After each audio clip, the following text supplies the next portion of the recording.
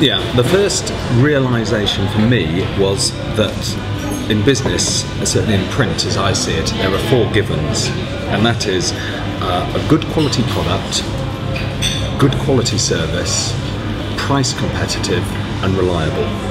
And all our competitors are doing that, and they all do it very, very well. So how to differentiate yourself from the competitor? If you're operating that market, the only thing is price. That's the only thing that can differentiate yourself. So what I did was then look, or I was told by consultants and business advisors that you need a USP. And quite frankly, I could never find a USP. I searched, and yes, we had strong points here and good bits there, but you can never really find a good USP. And I question that now when there are so many good competitors about. So that's why I engaged with Michael Johnston's idea from the Printing Federation of the customer-centric focus, and that really struck a chord with me because I could suddenly see an opportunity to become one of those professional businesses that we see and we stumble across occasionally. I mean, if you've ever been to places like John Lewis, their customer service and their knowledge and their ability to look after you is really top-notch, and we need to try and replicate that, but in printing, which is actually quite unusual. I'd almost argue to say that the success of Hunt's People and Print is down to not particularly that we're dynamic or special in any way, but on the failure of some of our competitors.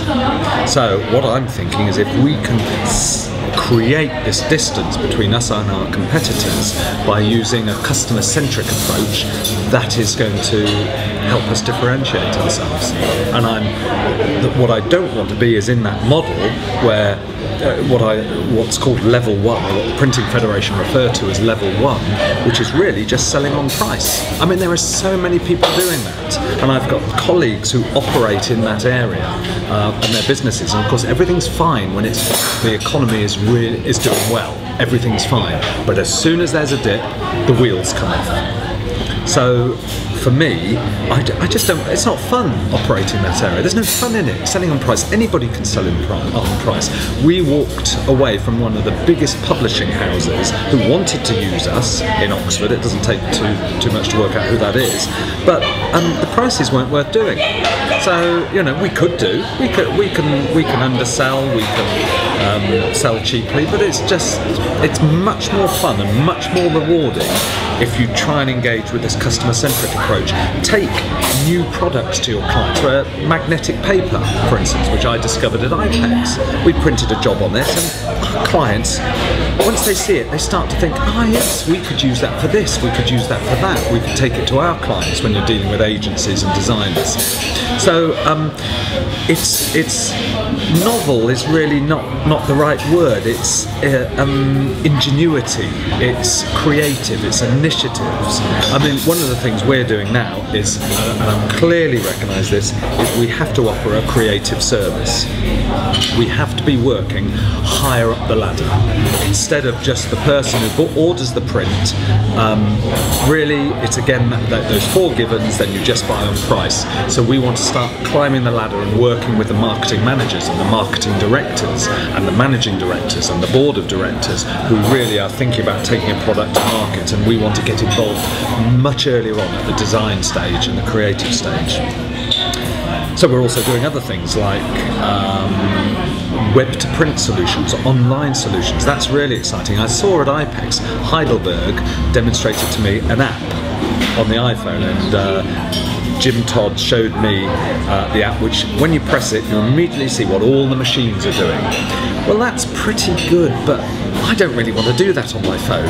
I don't want to sit there somewhere away from the office and say, oh, I wonder what my machines are doing or how they're performing.